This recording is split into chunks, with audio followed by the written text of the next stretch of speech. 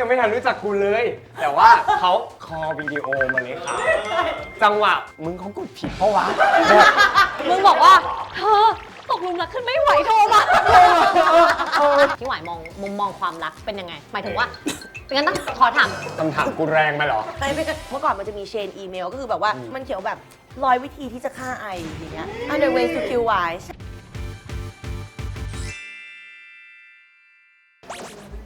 เต้งให้ดอกกุหลาบ ขอบคุณนะพอดีเลยเรากำลังรอคุณเข้าร้านอยู่ ใครเหรอ เจ้าความรักไง เดี๋ยวกูโทรตามให้ เอ้ยแพรมาอยากพึ่งเลยอ่ะมา แล้วมึงทิ้งดอกกุหลาบให้กูให้อย่างนี้เลยไม่น่าแหละไม่ค่อยมีคนให้มึง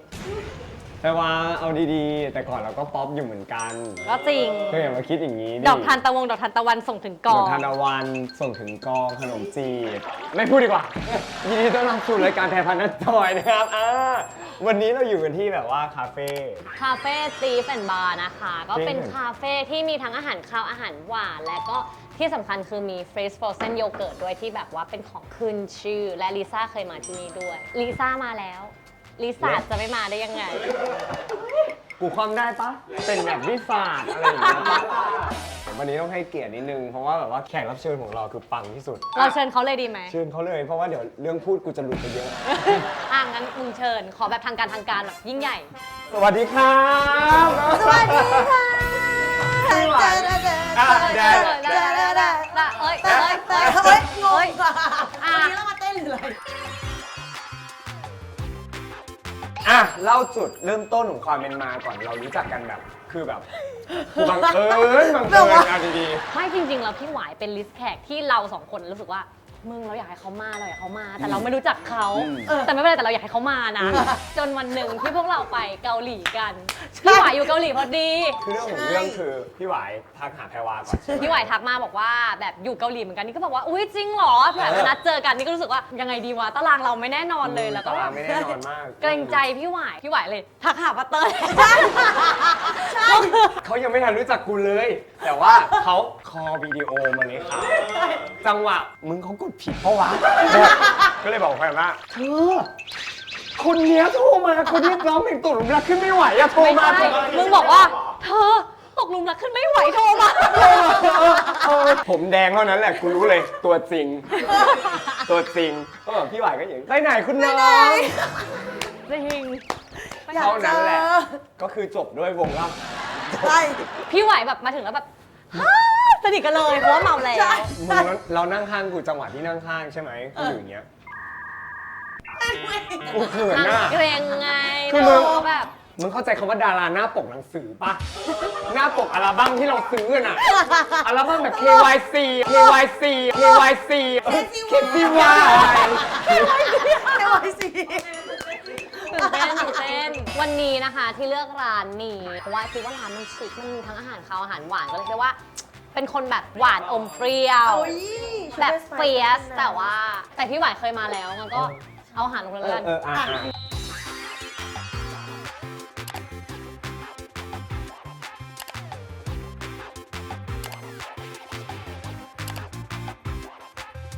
เชียร์ขอบคุณที่ให้เกียรติมารายการอ้ำ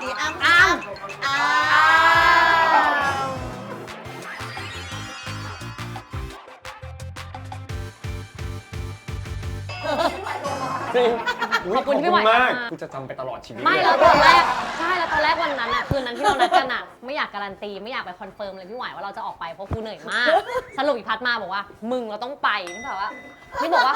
กูสภาพกูไม่ขอรับแขกว่ะไม่เป็นไรเดี๋ยวกูรับเอง จังหวะนั้นกูบอกว่าแพรวาถ้าเราไม่เจอเขาที่นี่น่ะเราจะไม่ได้เจอเขาอีกแล้วนะ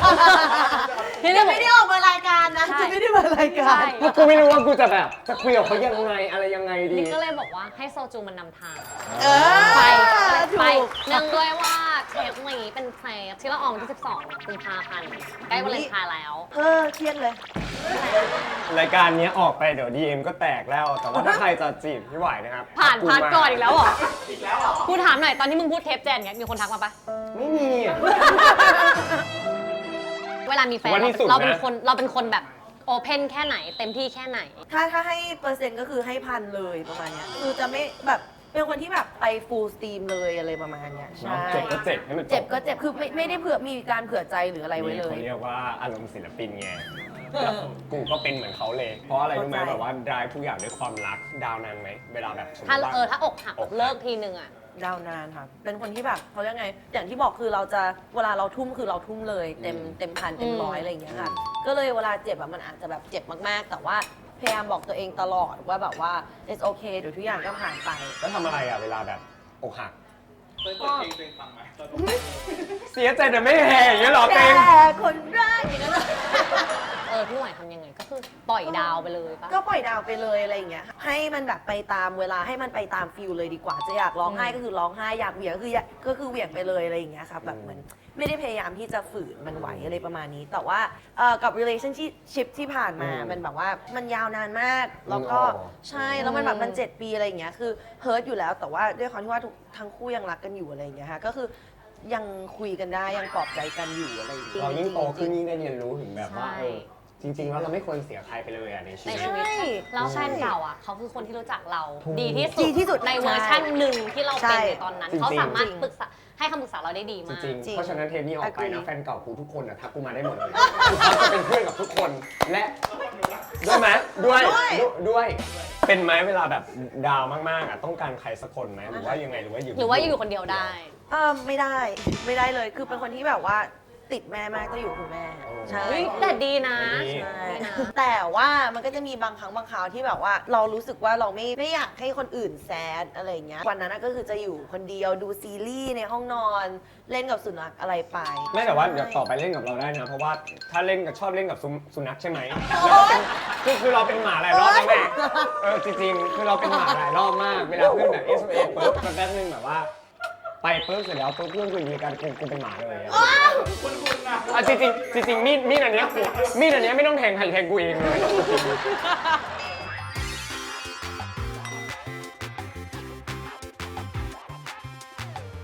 แต่ว่าช่วงนี้ต้องกินปลาเยอะ ทำไมหรอ ๆเพื่อจะได้ฉลาด อะไรอย่างเงี้ย จะได้ฉลาดเนาะ เออ ระวังกูกินปลาเยอะแล้วกูเลิกทำรายการเพราะกูฉลาด ว้าแรงมาก เอาปลามาเลยมา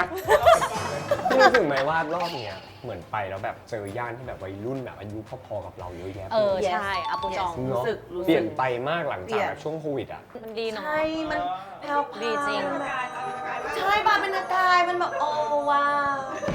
ก็คือนั่งที่โต๊ะอะ เด็กเสิร์ฟเดินผ่านหน้าตานางอย่างเงี้ยตานางอย่าง แว่ เงี้ย นน่ะ เขาใส่แว่นดีเนาะ ดีมาก เพราะว่าในร้านอ่ะเป็นร้านของเพื่อนแพรวา ใช่เป็นร้านเพื่ เพื่ อ อน นแพรวาที่เป็นคนเกาหลี แล้วประเด็นคือเขาฉายแบบ เตอร์ ฉายโปรเจคเตอร์แบบเปิดเพลงไปเกาหลีเปิดเพลงไทยค่ะ ตกหลุมรักกับรักติดชายเลนรักติดชายเลนรักติดชายเลน แล้วนั่งกันอยู่สองคนอะหน้าไม่เหมือนเอ็มวีทุกคนเลยต้องมาทำอีกเหรอ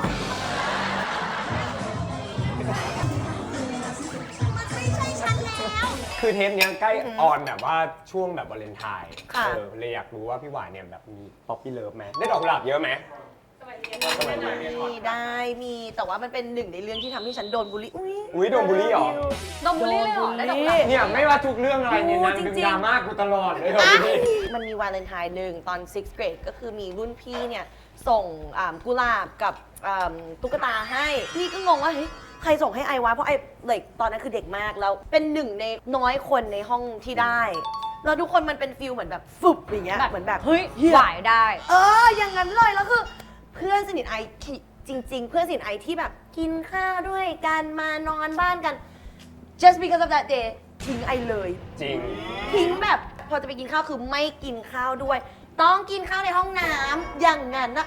ที่แย่ที่สุดคือส่งเชนเมลเมื่อก่อนมันจะมีเชนอีเมลก็คือแบบว่าที่แบบถ้ามีส่งต่อกันเดี๋ยวอย่างนี้จะเกิดขึ้น อันนี้คือเสียงใครอ่ะ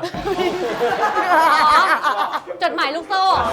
มันเขียวแบบ100 วิธีที่จะฆ่าไออย่างเงี้ย Under ways to kill why เหมือนมันงงไปหมดเลยมันหลายอย่างมากไอแบบ what the hell is going on แล้วเสร็จไม่พอจ้าอยู่ดีๆเพื่อนสนิทที่แบบอยู่แก๊งเดียวกันเหมือนมันเขียนเป็นกระดาษยาวๆอย่างเงี้ยสีแดงใช่ไหมเดินมาหาแล้วบอกว่าunroll the paper ยาวเอียดแล้วบอกว่าเนี่ยนี่คือ reason ที่ไอไม่ชอบอยู่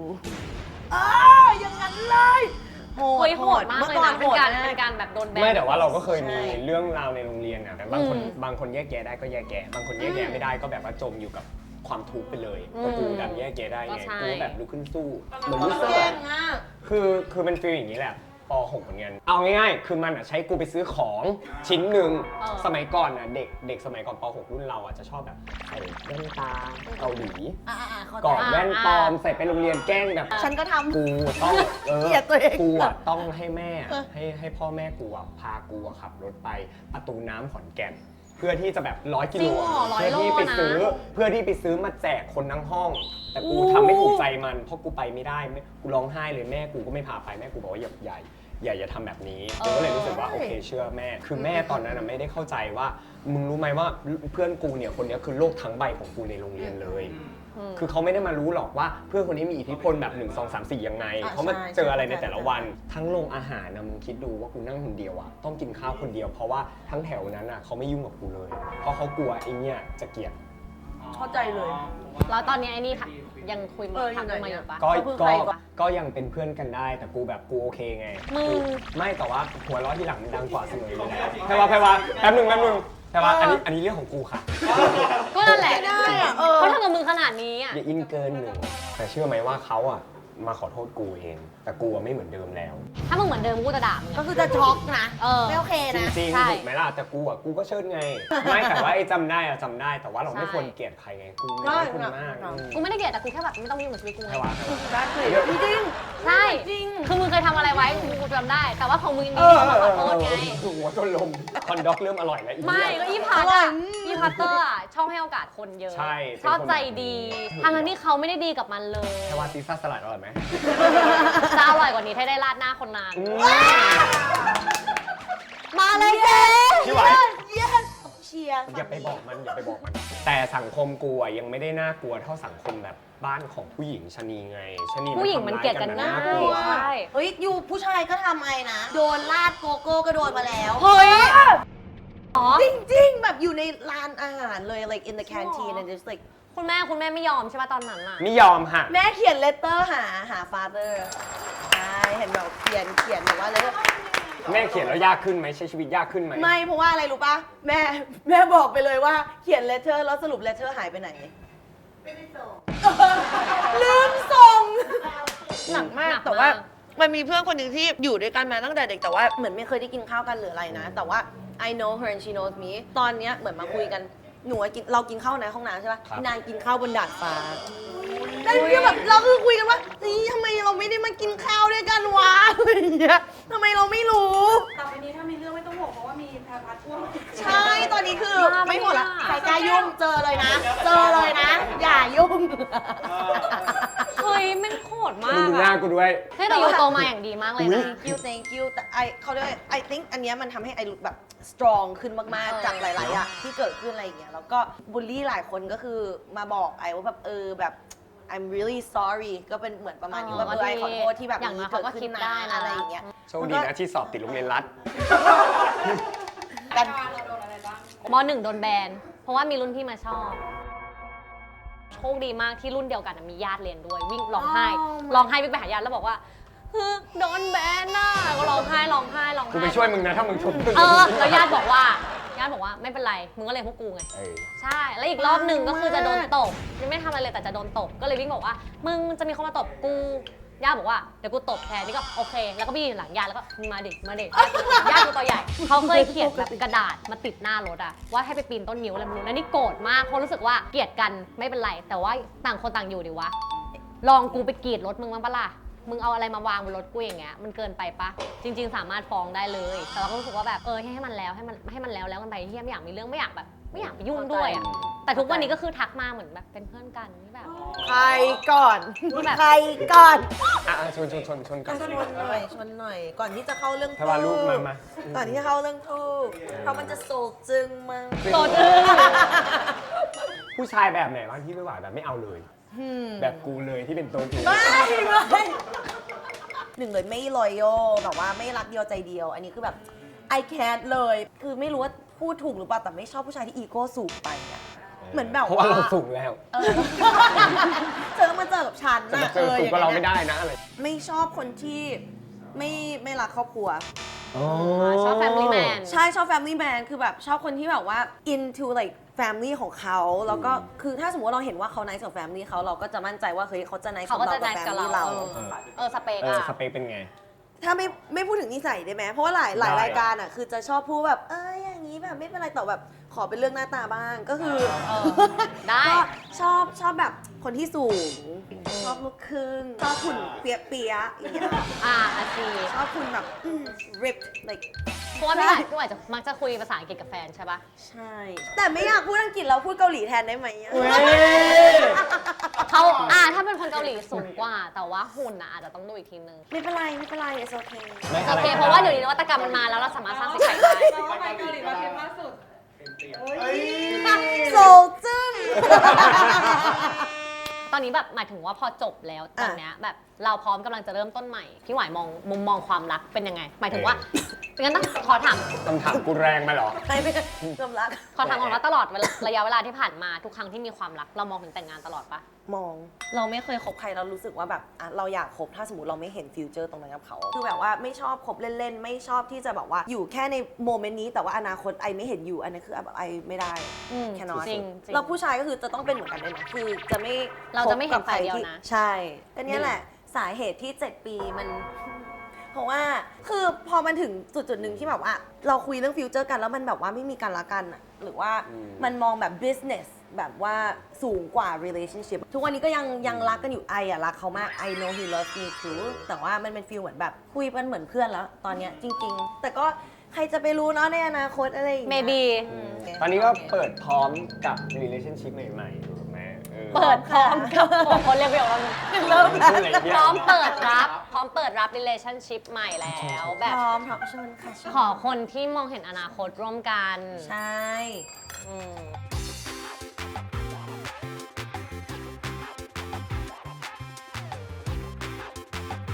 อันนี้อร่อยมาก อันนี้อร่อยมาก อร่อยแบบจริง แล้ววันที่ไปดูกองนี้เรายังไม่รู้จักกัน ไม่กล้าแท็กหานะพี่หวายอะ เออ เกรงใจอะ มัน กูถ่ายทุกมุม ไม่แท็ก กูถ่ายทุกมุมเลยนะ วันนั้นเนี่ย จริง มึงบัตรหายากมาก ๆเฮ้ยใกล้มาก ใกล้ดิอีกนิดนึงคือหอมแก้มอะบอกคือวันเนี้ยมันมาในสเตตัสที่เป็นพี่เราแล้ว วันนั้นอะเรายังเป็นแบบแฟนคลับนั่งอยู่ด้านล่างกูยังยิ้มอยู่เลย แล้วกูแบบว่าก็ไม่กล้าแท็กไปอะไรอย่างเงี้ยอย่างพี่เขื่อนอย่างเงี้ยเราเป็น FC เขามาก่อนเราก็แบบมีสเปซเหมือนกันนะกูถึงบอกไงว่าเขาทักกูมากูคอมพีทมาก แล้ววันหนึงแบบหวาย follow IG คุณกูแบบตายอย่างศพสีชมพูไปเลย อยากจะบอกว่าขอบคุณมากๆสำหรับกำลังใจ เพราะว่ากำลังใจเป็นสิ่งที่สำคัญมากๆสำหรับวายคือเป็นคนที่แบบว่า เชื่อว่าถ้าสมมติว่าไม่ได้มีกำลังใจจากทุกคนน่ะก็คงไม่ได้ร้องเพลงต่อแล้ว เพราะว่ามันก็มีช่วงหนึ่งที่เราแบบว่า suffer ซั ปะ ฟเฟอร์มากแล้วคือมันเป็นช่วงที่เราแบบมันแบบไม่ใช่แค่เหนื่อยแต่มันแบบว่าไม่เอาแล้วอะอย่างนั้นน่ะก็เลยแบบว่าขอบคุณอยากจะขอบคุณจริงๆกับกำลังใจ ไม่ว่าจะมาจากทางไหนทางโซเชียลหรือว่าการเจอกันก็ตามอะไรอย่างเงี้ยค่ะอยากจะขอบคุณมากๆ แล้วก็ขอบคุณทุกคนที่ยังบอกว่าคอยสปอร์ตและติดตามผลงานของหวายนะคะเพราะว่าก็เข้าใจเหมือนกันว่าอยู่มานานแล้วอะไรอย่างเงี้ยอยู่มานานแล้วอยู่มานานแล้วขอบคุณที่ทุกคนยังคอยตามกันนะคะ และแล้วก็มาแล้ว freeze frozen yogurt นะคะไหน เม ลอง นู สิ ยอดฮิต Freeze Frozen Yogurt อร่อยมาก อร่อย พี่หวายน่าจะเป็นแขกคนเท่าไหร่ Perfect ที่กินจอยขนาดเนี้ย ชอบกิน ชอบกินมากวันนั้นที่เกาหลีก็นั่งซดน้ำซุปไม่อยู่ ไม่ไหวค่ะผลงาน ตอนนี้นะคะมีเพลงชื่อว่า Damn กับ เดี๋ยว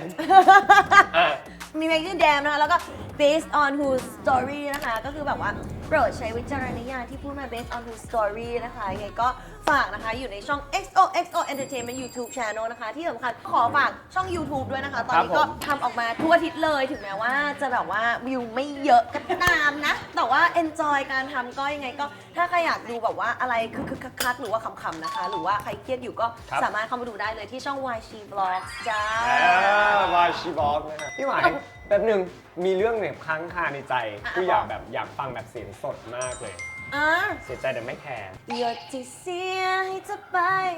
ฉันแค่เสียใจแต่ไม่แค่ เกิน7ไหมเกิน7ไหม ขอบคุณพี่หวายมากนะคะ ข เท อบ ป คุณ นี้ ค่ะขอบคุณค่ะ แล้วก็ขอบคุณคาเฟ่ติฟแอนด์บาร์ด้วย ไม่กูลืมถามเลยว่าเขาชอบอะไรอ่ะ อ๋อว่าลืมเลยแล้ว ไอ้ดอกเราเริ่มรายการใหม่ดีกว่าเอาอาหารมาวางใหม่เลยพี่หวายนึกนิดนึง ได้ กับข้าวบนโต๊ะอะ ให้ เป็น กู แบบ ให้กูทายพี่หวายมาพี่หวายชอบโฟชีสเฟตตูชินี่ yes ชอบมาก อร่อยมากมันปัง ตัวทีมงานบอกว่าจะกินอีกไหมฮะ ใช่ก็ฟัวชีสเพนเน่แล้วก็ อ่ะ ชอบนี่เลย พวกเส้น อุ๊ยอุ๊ยอุ๊ย